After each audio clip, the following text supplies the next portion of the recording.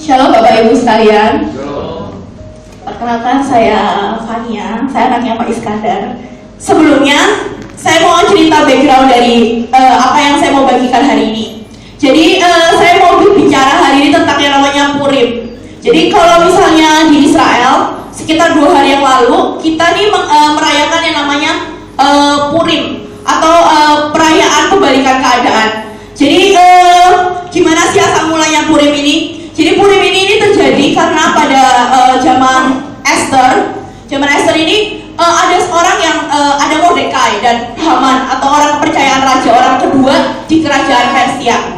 Nah kemudian Haman ini jadi marah banget dengan Mordekai, tapi dia merasa dia ini gak cukup kalau dia itu hanya menghancurkan atau membunuh Mordekai. Jadi dia memutuskan, dia dengan cara ya akal liciknya dia ngomong ke raja, dan raja memutuskan bahwa pada tanggal yang ditentukan pada bulan Adar bangsa Israel ini akan dimusnahkan. Jadi orang-orang Persia itu boleh membunuh orang-orang yang dari ras Yahudi. Dan kemudian Mordekai ini datang ke Esther karena Esther pada saat itu sudah menjadi ratu, dan Esther ini menggantikan Wasti pas itu, dan dia sudah menjadi ratu. Dan dia Mordekai ini mendatangi Esther, dan dia bilang, maksudnya Esther, kamu tuh harus berdiri buat bangsanya kamu, karena bangsanya kamu ini celaka. Seandainya kamu gak mau berdiri buat bangsa kamu sekalipun, akan ada Tuhan yang tetap membela bangsa kamu. Tapi bagaimanapun kamu jangan berpikir karena kamu ratu kamu akan diluputkan begitu saja. Jadi akhirnya Esther mengambil puasa 3 hari beserta dengan seluruh bangsa Israel di kerajaan Persia itu di Susa untuk mengadakan puasa selama 3 hari tanpa makan dan minum. Dan akhirnya seperti yang kita tahu terjadi yang namanya keajaiban, bahwa waktu dimana harusnya bangsa Israel itu dihancurkan, dimusnahkan dari Persia, malah pada waktu itu bangsa Israel itu mengalami yang namanya kemenangan besar. Bahkan Mordekai diangkat menjadi tangan kanan raja, yang artinya kesejahteraan rakyat Israel di Persia itu bisa diangkat lah, kayak karena penguasanya orang Israel, jadinya seluruh orang Israel di Persia ini terjamin kesejahteraannya, dan mereka mengalahkan musuh mereka. Mereka bersukacita hari Purim karena terjadi sebuah pembalikan keadaan yang sangat ajaib. Gitu. Apa yang menyebabkan Raja Ahasiweros itu bisa berkenan kepada Ratu Esther? Apa yang menyebabkan Raja Ahasiweros itu bisa mengulurkan tongkat perkenanannya, dan dia mau memberikan separuh hartanya buat Esther? Sebelumnya yuk kita buka di Esther 5 ayat 1-3. Bayangkan seorang raja didatangi satu ratu, padahal dia punya ratusan gundik lainnya di haremnya, dan kemudian begitu Esther datang, dia langsung berkenan. Tongkat perkenanannya itu terarah ke Esther, dan dia berkata, bahkan kamu minta separuh kerajaanku pun aku berikan. Dan itu yang mengucapkan bukan orang biasa yang kayak kita ngayal, kamu tak kasih apa aja tak kasih lah gitu. Tapi ini seorang raja yang perkataannya itu adalah sebuah sumpah, dan perkataannya itu adalah sebuah ketetapan. Dan seorang raja pada hari itu, Raja Ahasiweros, begitu Esther datang dan dia melihat Esther, yang dia lakukan adalah dia mengulurkan tongkat perkenanannya, dan dia berkata, kamu minta apapun, setengah kerajaanku pun aku berikan kepadamu. Dan hari itu saya cuma doa gitu, maksudnya Tuhan apa sih sebenarnya, apa sih yang membuat ada daya tarik buat Esther ini? Tapi hari itu, kalau menurut saya itu momen yang cukup sweet buat hidup saya gitu. Dan Tuhan tuh cuma bilang, dia gak melakukan apa-apa sih nak. Dia memang puasa 3 hari dan 3 hari 3 malam tanpa makan dan minum. Tapi yang membuat Raja Ahasiweros itu sampai rela memberikan setengah kerajaannya adalah karena dia rindu dengan Esther. Dia sudah 30 hari, di ayat sebelumnya tuh di pasal sebelumnya dikatakan bahwa Raja Ahasiweros, Esther itu sudah tidak dipanggil Raja Ahasiweros selama 30 hari. Jadi sudah kurang lebih selama 1 bulan raja itu tidak bertemu dengan Esther. Maka dari itu raja itu benar-benar rindu dengan Esther. Dan Tuhan tuh bilang, masa itu juga yang dia rasakan dengan kita. Tuhan itu rindu dengan kita. Apapun kondisi kita, dia itu begitu rindu dengan kita. Seberapa jauh kita dari Tuhan, Tuhan itu cuma rindu dengan kita. Dia gak peduli dengan apa yang kita lakukan, dia gak peduli dengan bagaimana kondisi hidup kita saat ini, tapi dia cuma mau bilang gitu, Di hari raya Purim ini dia cuma bilang, ayo nak, datang kepadaku. Aku tuh Bapa, aku tuh kekasihmu, dan aku merindukan engkau. Dan ketika kita mau datang di hadapan Tuhan, ketika kita benar-benar mau merendahkan diri kita, benar-benar kita mengenakan pakaian ratu kita, identitas kita sebagai kekasih Tuhan, dan kita menghampiri takhta kasih karunia Tuhan, hari itu Tuhan berkata, nak, apapun yang kamu minta aku kasih ke hidup kamu, karena aku merindukanmu, engkau kekasihku, engkau orang yang begitu kucintai. Dan kemudian saya juga dapat mengenai kita baca di Ester 4 ayat 11. Jadi di Ester 4 ayat 11 ini dikatakan, semua pegawai raja serta penduduk daerah-daerah kerajaan mengetahui bahwa bagi setiap laki-laki atau perempuan yang menghadap raja di pelataran dengan tiada dipanggil, hanya berlaku satu undang-undang, yakni hukuman mati. Hanya orang-orang yang kepadanya raja mengulurkan tongkat emas yang akan tetap hidup. Dan aku selama 30 hari ini tidak dipanggil menghadap raja. Tuhan waktu itu juga ngomong ke saya gitu, ngasih impresi di dalam hati saya, betapa sering kita tuh membatasi Tuhan itu dengan pola pikir kita kayak Esther. Jadi ada peraturan kerajaan di mana kalau orang itu tidak dipanggil dan selama 30 hari tidak dipanggil, dia menghadap raja, dia punya kemungkinan untuk mati. Dan Tuhan tuh cuma bilang, bukannya sama ya kayak kamu lagi ngelakuin dosa, kamu merasa gak layak untuk ketemu Tuhan, kamu menjauhi Tuhan, kamu menghindari Tuhan. Tapi Tuhan cuma mau bilang gitu, gak ada batas nak, karena yang aku inginkan itu bukan persyaratan-persyaratan di belakangnya itu, tapi yang aku rindukan adalah pribadimu untuk datang ke hadapanmu. Aku kekasihmu yang merindukanmu, aku kekasihmu yang sudah 30 hari tidak bertemu dengan kau, dan aku kangen gitu. Dan Tuhan saat ini cuma mau bilang, aku tuh rindu dengan setiap orang-orang di tempat ini. Apapun yang mungkin kita alami hari-hari ini, apapun yang mungkin terasa berat di hidup kita, apapun yang membuat kita menjauh dan merasa punya jarak dengan Tuhan, dan membuat kita merasa tidak layak untuk bertemu dengan Tuhan, tapi kita harus sadari bahwa Tuhan itu kekasih kita dan Dia merindukan kita. Dan kemudian ada satu lagi yang menurut saya ajaib. Jadi di Ester ini dikatakan di Ester 5 ayat 1, bahwa pada hari yang ketiga Ester mengenakan pakaian ratu, lalu berdirilah ia di pelataran dalam istana raja, tepat di depan istana raja. Ester itu datang ke inner court, jadi atau kayak pelataran bagian dalam. Dan kemudian gak ngerti kenapa juga saya itu digerakkan untuk mencari tahu sebenarnya inner court ini apa sih kalau di kerajaan Persia. Jadi kemudian saya buka-buka Google dan Wikipedia, saya ketemu bahwa ternyata di Persia itu ada 3 court. Jadi ada 3 halaman. Yang pertama itu halaman ketiga atau military. Jadi untuk para tentara-tentara mau ketemu raja, dia akan ketemu di military court ini, di kayak di lapangan paling besar, di paling luar. Dan kemudian yang kedua, dia akan masuk ke bagian yang lebih dalam. Dan terakhir, tepat di hadapan tahta raja, ada yang namanya inner court. Dan dikatakan di sini bahwa inner court adalah ruangan yang lebih intim. Jadi ruangan ini adalah ruangan yang hanya diperuntukkan untuk orang-orang yang raja percayai, yang raja anggap sebagai kekasihnya, yang orang seperti istri, kemudian orang tua, dan kemudian orang-orang yang Tuhan anggap sebagai saudara atau sahabat. Dan hari itu Esther gak datang ke court ketiga, Esther gak datang ke halaman kedua, tapi Esther datang ke halaman pertama.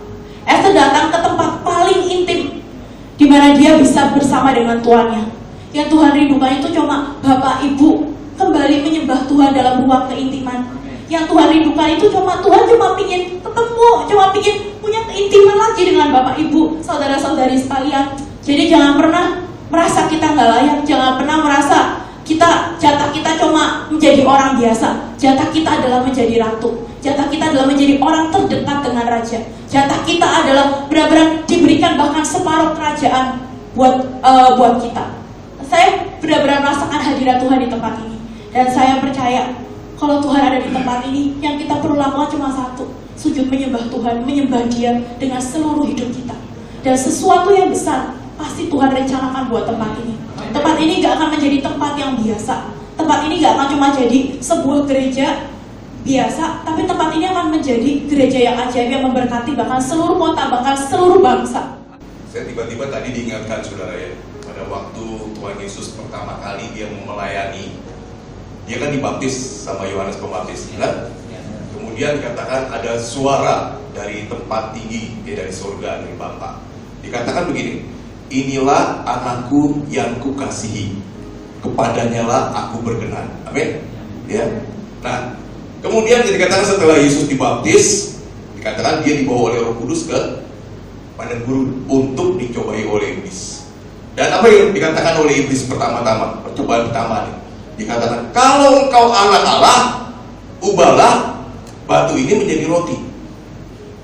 Saya melihat iblis ini mengutip loh sebetulnya apa yang Bapa surgawi sampaikan pada waktu Tuhan Yesus mau mulai melayani, dibaptis oleh Yohanes. Dikatakan kalau engkau anak Allah, ubahlah batu ini menjadi roti. Tapi ada satu kalimat yang iblis sengaja hilangkan. Apa saudara? Kalau tadi kan saya ngomong kan, dia hilangkan apa? Inilah anakku yang kukasihi. Bapak Ibu, saudara, kalau sekarang kita hidup di tengah-tengah situasi seperti ini, bahkan Bapak Ibu melayani, Bapak Ibu mengaku sebagai anak Tuhan. Kalau kita hilang kata-kata ini loh, inilah anakku yang kukasihi, kepadanya lah aku berkenan. Ini hilang kalimatnya. Ini fatal sekali. Jadi inisiatif ini dari Allah. Allah yang mengasihi kita. Makanya kita mesti mengerti apa sebetulnya yang menjadi kerinduan Bapa, kerinduan Allah di dalam kehidupan kita. Yang paling tahu, yang perlu kita ketahui bahwa Bapa sangat mengasihi kita. Kalau selama ini kita merasa aku ini gak dikasih Tuhan, itu salah, keliru. Ya. Bapa yang lebih dahulu mengasihi kita.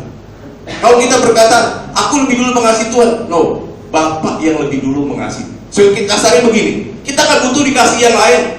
Kita ada satu perlu, yang paling penting, bahwa sadar bahwa kita itu dikasihi oleh Bapa. Bahkan dikatakan dia memberikan anaknya yang tunggal, Tuhan Yesus, supaya barang siapa yang percaya tidak binasa. Nah, Bapak Ibu, saya ingin juga Bapak Ibu kita baca di firman Tuhan di dalam Yohanes 14. Kita buka Yohanes pasal 14 ayat 2.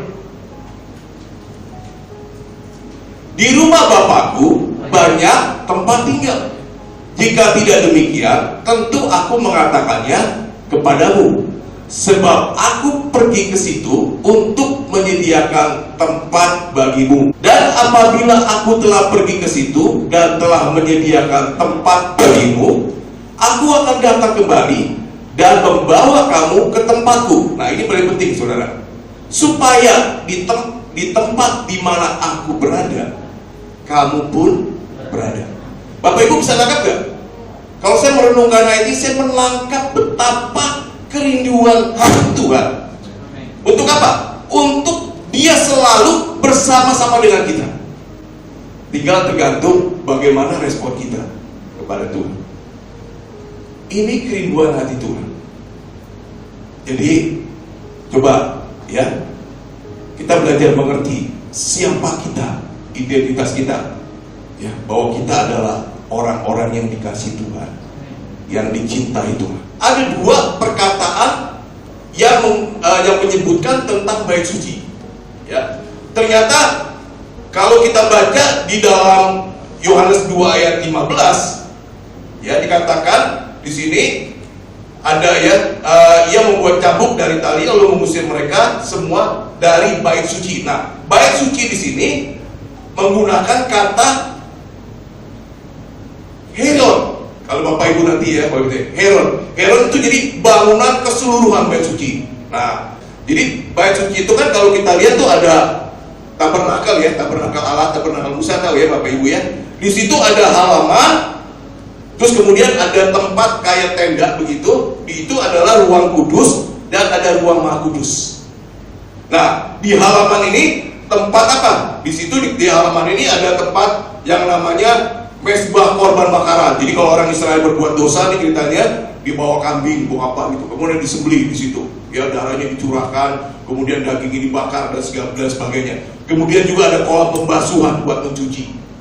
Kemudian di situ ramai sekali, sibuk sekali, ramai sekali. Ya, banyak kegiatan. Bapak Ibu bayangin, di situ manusia dengan binatang jadi campur. Ya, wes ramai sekali, dan tempat penyembelihan binatang. Jadi ramai sekali.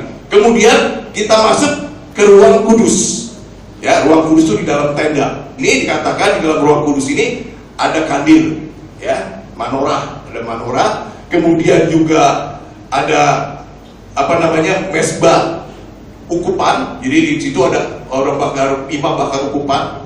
Ya, ada asap-asap yang mengebul. Kemudian juga ada roti sajian namanya, meja roti sajian. Nah, di situ penerangan untuk ruangan itu kan ketutup, hanya kaki dia, hanya candle ini, ya. Dan di situ dikatakan setelah itu ada masuk lagi namanya ruang Maha Kudus. Nah, ruang Maha Kudus ini ada tabut Allah. Dan di situ penerangnya adalah kemuliaan Allah, hadirat Allah. Ada tabut, ya, tabut perjanjian. Nah, kemudian pengertian bait Allah lagi kalau kita baca di dalam Yohanes 2 ayat 19 itu dikatakan begini. Jawab Yesus kepada mereka, rombaklah bait Allah ini dan dalam 3 hari aku akan mendirikannya kembali. Nah, yang dimaksud bait Allah di sini pengertiannya adalah kalau kita baca bahasa Ibrani-nya dikatakan naos. Jadi bukan tabernakel lagi yang ada halaman, ruang kudus, ruang Maha Kudus. Tapi yang Tuhan dikatakan, tahukah kamu bahwa tubuhmu adalah bait Allah, tempat Roh Kudus, itu adalah naos, ruang Maha Kudus, di mana ada hadirat Allah, oknum yang kita sembah ada di situ. Itu namanya naos. Jadi kalau kita lihat betapa kerinduan hati Tuhan, sampai dia taruh rohnya sendiri di dalam hidup kita, di dalam hidup kita. Agar apa? Agar kamu dengan aku itu tidak berjarak lagi.